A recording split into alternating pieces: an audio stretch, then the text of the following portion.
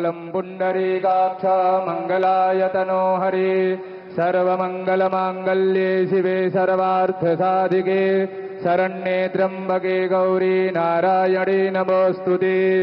आचम्याम् ॐ केशवाय नमः, ॐ नारायणाय नमः, ॐ माधवाय नमः।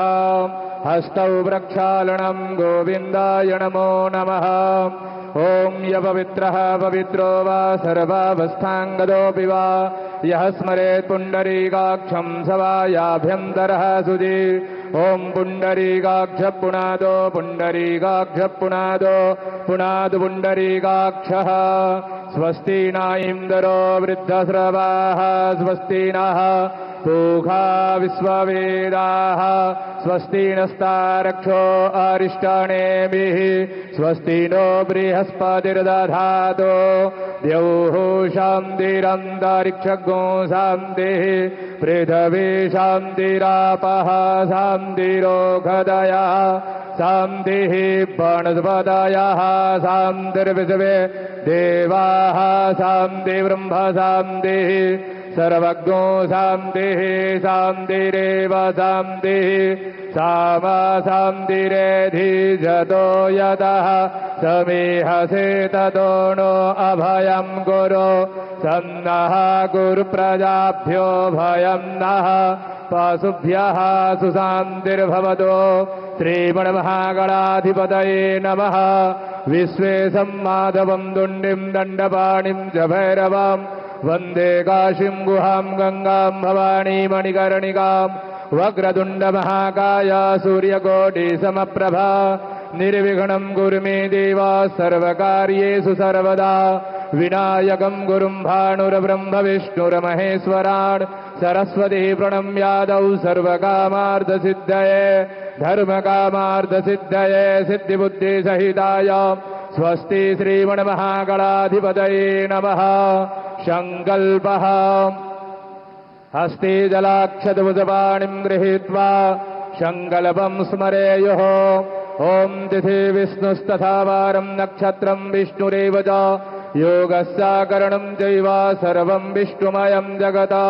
ॐ विष्णुरविष्णुरविष्णुः श्रीमद्भगवतो महापुरुषस्य विष्णुराज्ञाः प्रवर्तमानस्याद्य श्रीब्राह्मणोऽनिये द्वितीयप्रारथे श्रीश्वेतवाराहकल्पे वैवस्वतमन्वन्तरे अष्टाविंशतितमे युगे कलियुगे कलिप्रथमचरणे जम्बुद्वीपे भरतखण्डे भारतवर्षे आर्याव्रते कदेशान्तर्गते अविमुक्तवाराणसी क्षेत्रे आनन्दवने महाश्मशाने गौरीमुखे त्रिकण्टकविराजिते भागीरथ्याः उत्तरवाहिन्याः पश्चिमे दिग्भागे प्रभवादिषष्टि संवत्सराणां मध्ये पिङ्गलनामाब्दसंवत्सरे श्रीसूर्ये सौम्यायणीयाम्यगूलः ग्रीष्मऋतौ मासानां मासोत्तमे मासे महामाङ्गल्यप्रदमासे शुभे ज्येष्ठमासे शुक्ले पक्षे शुक्लपक्षीया अद्य द्वादश्यायां महापर्वणपुण्यतिथौ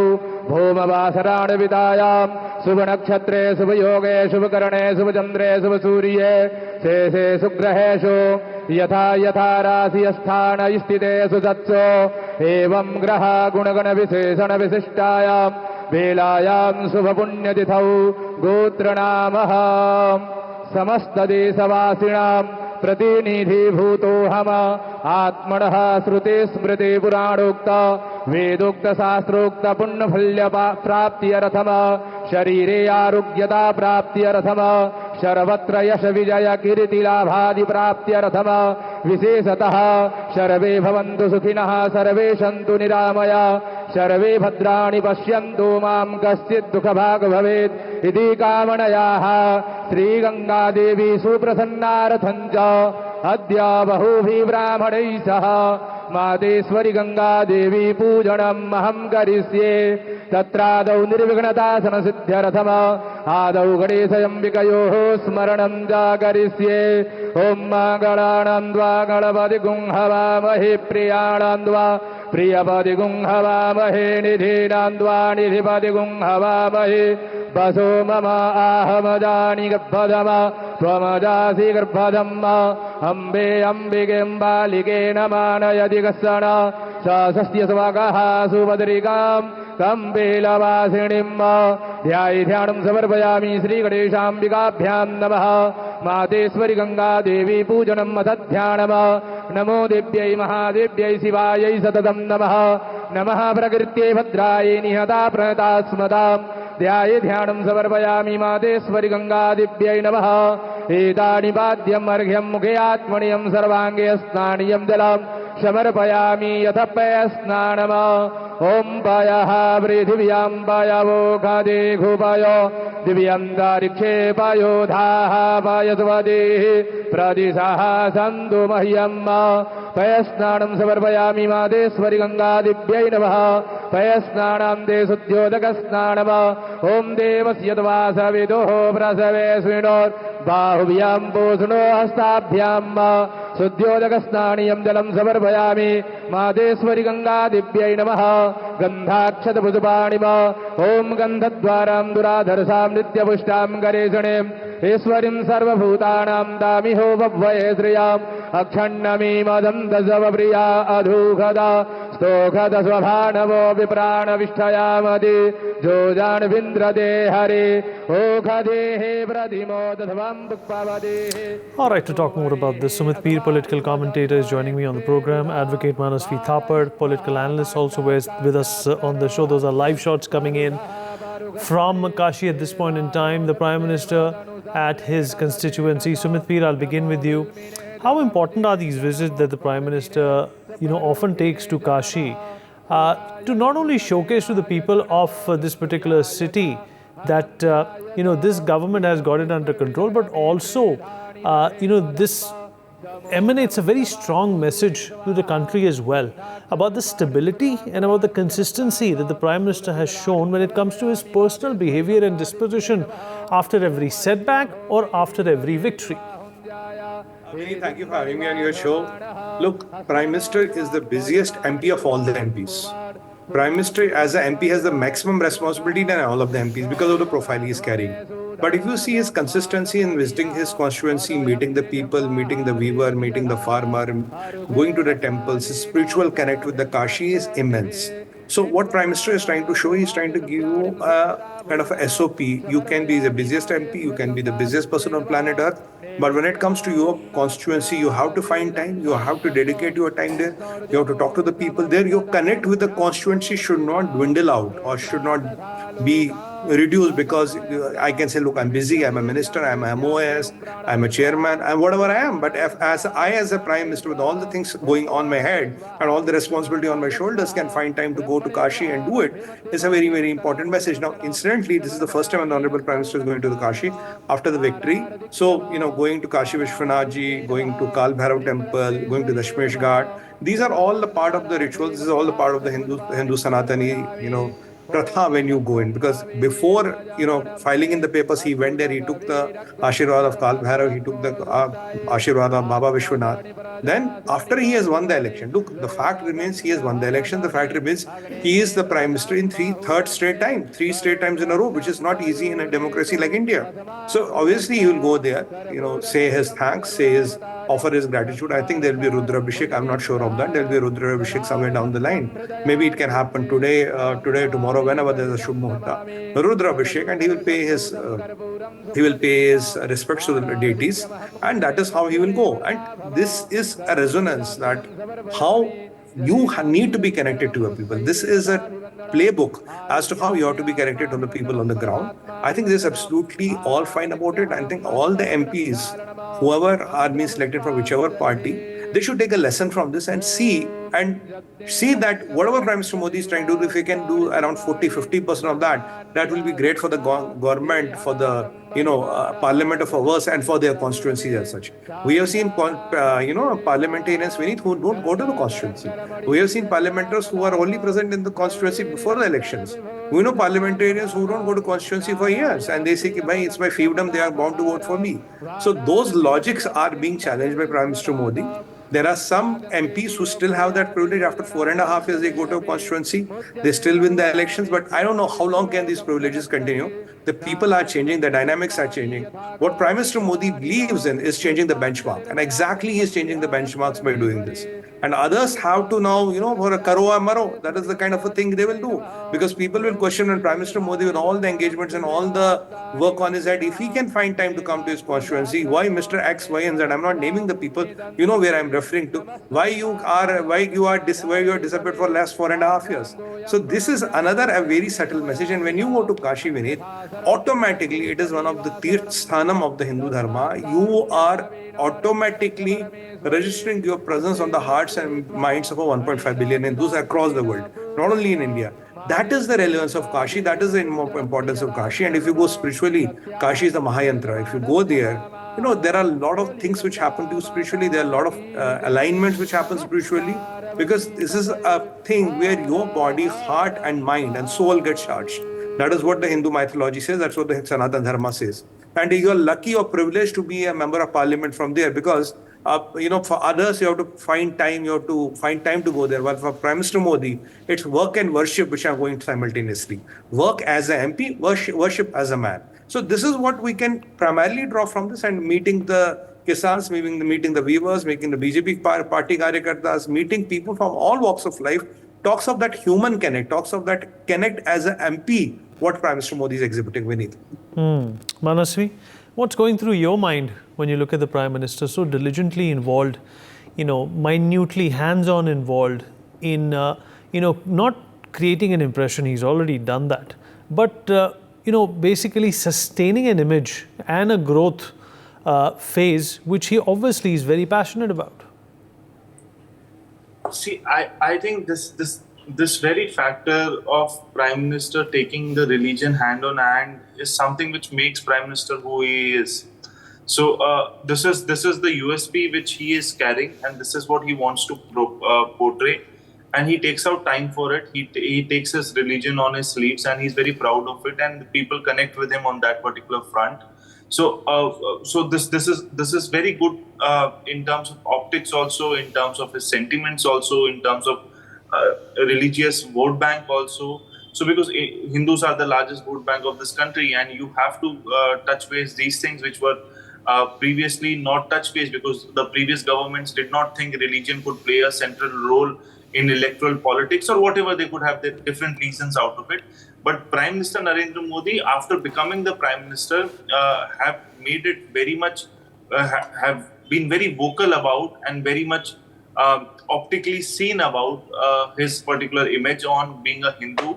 And not only being a Hindu, apart from being a Hindu, he also wants to showcase the rituals which he does. He wants to take media with him when he goes for prayers or meditations or wherever he goes there. So he wants to give this kind of a message that I am very much proud of who I am, proud of being a Hindu, and he wants to portray that. I don't think there is any political thing out of it. I think it's an individual choice. It's a choice of Prime Minister Narendra Modi giving a center stage to his religion. I think that's where the voters also connect with him, and he knows that voters connect to his Hindu mindset and to his Hindu Mahasamrat image which he wants to carry, and he's making it over it, and he's building it on being a Hindu Mahasamrat, and this is what connects with the people also.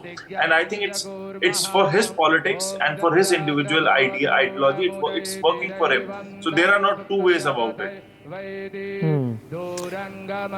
Sumit, in fact, do you think that Kashi is also becoming a microcosm, or rather a report card, which has a larger emphasis and a larger, resonance with the rest of the country as well, in terms of development, in terms of spirituality, in terms of inspiration that other people and other Sansads and Member of Parliaments can derive by looking at the Prime Minister? Like you very rightly said at the start of your previous statement, Sumit, that here is the Prime Minister who's perhaps by default and de facto, handling almost all the portfolios, still managing to look after his constituency, and still maintaining his personal space and his personal spirituality from time to time, is nothing short of a miracle. Do you think this is textbook stuff that we are lucky to see? I think, Vineet, here the most important thing is that how you can balance between your various activities and your spirituality and your development and your dharma, and how you have to find time for the people who voted you to the power. Look, the people of the whole country voted Modi ji to power, but for particular constituency of Varanasi or Banaras, there are things which are very, very spiritual to this place. It's a Mahayantra. I mean, it's something which is out of this world. Second thing which is very important is, look, there was Kashi Vishwanath Corridor, there was Ghats. Now, these Ghats and Kashi Vishwanath Corridor and all things have been a part of our history from at least there's a written history of 3,500 years vis-a-vis Kashi, which makes it the oldest history in the world as per the documented records. 3,500 years. Now, if you see the kind of development Kashi has seen, let it be railway station, let it be airport, let it be roads, let it be flyovers, let it be schemes, let it be Vishwanath Corridor, let it be cleaning of all the 72 ghats. 72, 72 ghat hai. They've been all cleaned up, they've been all decked up. Look, the Ganga Aarti. So that getting that Kashi into the hearts and minds of people which had kind of depleted over the years, unfortunately, that is back. I would consider that as the biggest achievement of Prime Minister Modi. Vineet, if you go to Kashi today, you will see people from across India there. I mean, there is no north, no south, no east, west, across the India there. And let me remind you, sir, Kashi is also a place where there are a lot of Vriddha ashrams. A lot of people want to go to Kashi and die there because it is believed that if you die in Kashi, you will directly get moksha. That is what the belief system says. So there are a lot of people who are just waiting to die in Kashi. This is also a reality of life. Now, Kashi had lost their relevance. A lot of people did not know about Kashi Rasha. A lot of people did not know what is the relevance of Kal Bhairava, why is he called the Kotwal of Kashi. People did not know that it's only after the Prime Minister Modi took over the constituency, the things started getting more and more and more relevant. Even if you talk of the commercial side of it, Banarasi sarees or the Banarasi silk sarees, what are they? They are made in Kashi. Kashi or Banaras is the same thing. Now that Banarasi saree or that silk industry which was dying after Prime Minister Modi took over, and by the way, 80% of the people who are doing it from the minority community. Now, when he took over, that industry got a new lease of life because of the Prime Minister. So the point here is, if you look at spirituality, if you look at development, if you look at upliftment of the people, if you look at roads, building, Peene ka Pal, Ujjwala, Prajwala, if you look at Ayushman Bharat, everything has come to Kashi. Now, with it, the message is, look, you can be the most busiest person on the earth, but if you have the intent and intention, you'll always find half a day, you'll always find that one day and go and spend your constituency and connect to the people. Secondly, what we could not do in last 75 years, unfortunately, Kashi Vishwanath Corridor, we could not do these roads. Sumit, how do you see this in the light of Rahul Gandhi relinquishing Wayanad and going to Raebareli? I think I was not trying to bring in, but as you have taken the name, last time when Mr. Gandhi won from a particular constituency, he went to constituency after 4.5 years. A lot of people are saying that's betrayal. That is betrayal, and do you concur? Do you also think that's betrayal? Of course it's betrayal. You left Wayanad because I'll tell you why did he leave Wayanad. Look, when you look at two states, Kerala and UP, which is electorally more important, UP. Where is the power? UP. What you have to win to get to the Delhi? UP. Kerala jeet ke kya milega? 14 seats. You are not going to win all of them anyway. So 80 seats versus 14 seats. Now when Rahul Gandhi ji went there, he said, I am representing the Muslims, I am your Messiah, I am your leader. And Mrs. N.E. Raja was not happy with it. Mr. D. Raja and Mr. Pinarayi Vijayan expressed their dissatisfaction over it. Why are you contesting and why don't you contest in North? Now, when he got Raebareli and he had won with a good margin, so Mr. Gandhi does not want to leave UP. He wants his footprint to be in UP. He wants his footprint to be seen in a constituency which is very near to Prime Minister's constituency, and that is where the power is. Now, this time Congress has got 6-7 seats. Say Akhilesh Yadav. Akhilesh Bhaiya would have got another 7 seats if he were not tied with Congress. There's a different story altogether. But now he wants to keep his legacy in UP. He wants to UP ko pakadna. And he has pushed his sister to Wayanad, because ultimately from Kerala, how many seats can you get? Kerala will not take you to Delhi, but UP can definitely take you to Delhi. So it's a betrayal of the people of Wayanad. This was expected. We have been saying, I have stuck my neck out and told you, Vineet, Agar Rahul Gandhi ji, if he wins Rai Bareli, he's going to dump Wayanad. A lot of people on the panel would not agree. Nahi, aisa nahi hoga. He'll stick to Wayanad. I say, come on, yaar. If he gets Rai Bareli, he will not keep Wayanad. And that's exactly what happened. And tomorrow, if he gets something better, he will even touch Rai Bareli. So, aisa to kuch hai nahi na. And let me tell you another thing, Vineet. Rahul Gandhi is not going to become a leader of opposition. He is going to run the leader of opposition with a remote control, whoever his elected person is. But he is not going to take the responsibility. There is one thing which is clear with the Gandhi Parivar. I want all the authority, but I don't want the responsibility. So how will I exercise the authority? Through remote control. Remote control ki sarkar. That is what they believe. So this is exactly what they are going to do. So it's for the people of Wayanad who knew that they were going to be betrayed. It's for Miss Raja to now see now Priyanka Gandhi is contesting. Is she going to contest again? Is any Raja going to contest against Priyanka Gandhi? And if she's going to contest against Priyanka Gandhi, now what was she doing in Rai Bareli, trying to get garner votes for Rahul Gandhi? Even the communists have to do a lot of soul searching and answering. If you are fighting against Rahul Gandhi in Wayanad and you are not happy he's contesting there, yet when it comes to Rai Bareli, you and Mr. D. Raja went and contested, did this election management and election convincing for Rahul Gandhi. So that talks about the double standards. That talks about the betrayal of the people of Wayanad by communists or by Congress, whichever way you look at it. Vineet. Manasvi, how do you look at, of course, the limelight is on the Prime Minister, but there's activity going on in another constituency, which is Wayanad. And, a lot of people feel that Rahul Gandhi obviously used the constituency of Wayanad when he had no option. And now when he has an option, he's relinquished it.